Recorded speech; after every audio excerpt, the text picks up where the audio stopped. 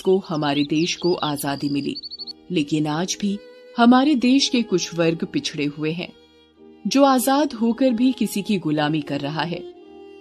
एक बार की बात है, एक शहर में फुटपाथ पर रामू नाम का एक लड़का अपने पिता के साथ रहता था। वो भीख मांगकर अपना गुजारा करता था। 15 अगस्त आने में कुछ ही दिन बचे थे।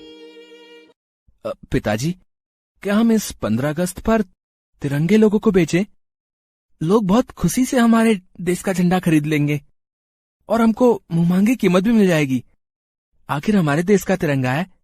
रामू, वो तो ठीक है बेटा, लेकिन हम तिरंगे खरीदेंगे कहां से? मेरे पास तो हमारी रोटी खाने के भी पैसे नहीं है बेटा। ये सुनकर रामू सोच में पड़ जाता है। सोचते सोचते रामू आसमान की तरफ देखता है तो वहां उसे बहुत सारी पतंगे दिखाई देती हैं। तभी एक पतंग कटकर सड़क पर गिर रही होती है। रामू तभी पतंग की तरफ भागता है और पतंग पकड़ लेता है। ऐसे ही 2 और पतंगे कटकर कुछ दूरी पर गिर जाती हैं। रामू उनको भी उठा लेता है और अपनी झुग्गी में ले जाता है। अरे रामू बेटा, ये पतंग कहां से लाए? ये पतंगे कटकर सड़क पर गिरी हुई थी, जिसे मैं उठा लाया। अरे वाह, अगर तुम ऐसे ही पतंगे इकट्ठी करते रहोगे तो हम इनको बेचकर तिरंगे खरीद सकते हैं। अरे हाँ पिताजी, मैंने भी ऐसा ही सोचा था। मैं कल फिर से पतंगे लूटने जाऊंगा और बहुत सारी पतंगे इकट्ठी करके लाऊंगा। हाँ, इस तरह रामू बहुत सारी पतंगे इकट्ठी कर लेता है और 15 अगस्त आने से 2 दिन पहले उन पतंगों को अपने पिताजी की सहायता से बेच देता है। पिताजी, ये सारी पतंगे तो एक ही दिन में बिक गईं। हाँ बेटा, पतंगे इसलिए जल्दी बिक गईं क्योंकि हमने बाकी लोगों से कम दाम में बेची है। रामू को इन पतंगों को बेचकर जो पैसे मिलते हैं, उसके आधे पैसों से रामू के पिताजी रामू को तिरंगे लाकर देते हैं, ताकि वो उन तिरंगों को बेचकर अपना 15 अगस्त धूमधाम से मना सके। रामू तिरंगे लेकर एक स्कूल के बाहर बैठ जाता है। एक एक करके बच्चे स्कूल में आने लगते हैं। बाहर रामू को तिरंगे हाथ में लेकर बैठा देख बच्चे अपने माता पिता से तिरंगे लेने की जिद करते हैं। तिरंगा ले लो, तिरंगा, 10 रुपए का एक तिरंगा। अरे साहब ले लो ना, 10 रुपए का तिरंगा है, इसके लिए इतना क्या सोचना साहब, ले लो साहब। मैं तो इसको 5 रुपए में खरीद सकता हूँ, बोलो दोगे? अरे ले लीजिए ना साहब। रामू के कुछ ही तिरंगे बिक पाते हैं, बाकी तिरंगे वो कहीं और बेचने के लिए ले जाता है, परंतु अब उसके तिरंगे कोई भी नहीं खरीदता।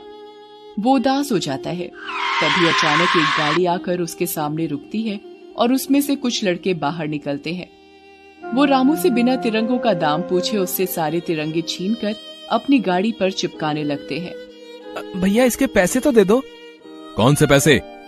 जो तिरंगे आपने मुझसे छीनकर अपनी गाड़ी पर लगाए हैं, उसके पैसे। ये ले 10 रुपए। क्या 10 रुपए? अरे भैया, कैसी बात कर रहे हो? 10 रुपए में तो एक ही तिरंगा आता है, पर आपने तो पूरे 10 तिरंगे लिए हैं, तो आप मुझे 90 रुपए और दीजिए। सब लड़के रामू की बात सुनकर हंसने लगते हैं और रामू को धक्का मारकर गाड़ी में बैठने की कोशिश करते हैं। तभी दूर से रामू के पिताजी ये सब देख लेते हैं और भागकर रामू के पास आकर रामू को उठाते हैं। क्या हुआ बेटा, तुम इस छोटे से लड़के को क्यों धक्का दे रहे हो?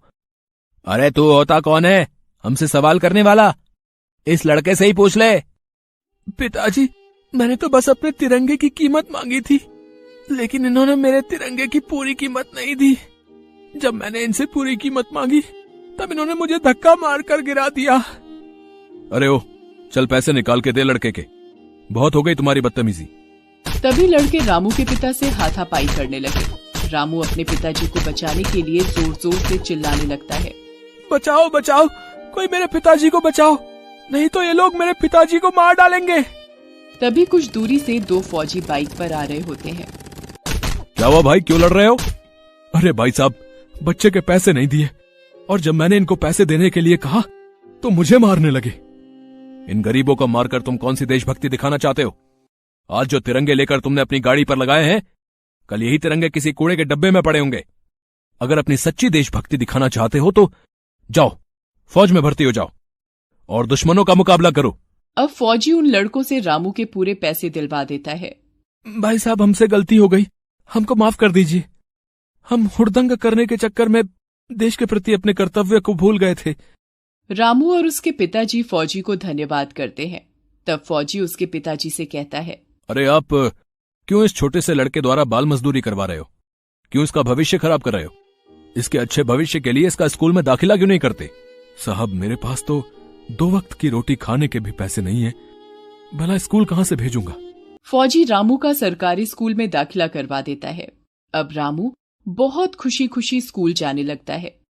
जिस दिन रामू का स्कूल में पहला दिन होता है, उस दिन वो तिरंगा लेकर सब बच्चों के साथ अपना स्वतंत्रता दिवस खुशी खुशी मनाता है।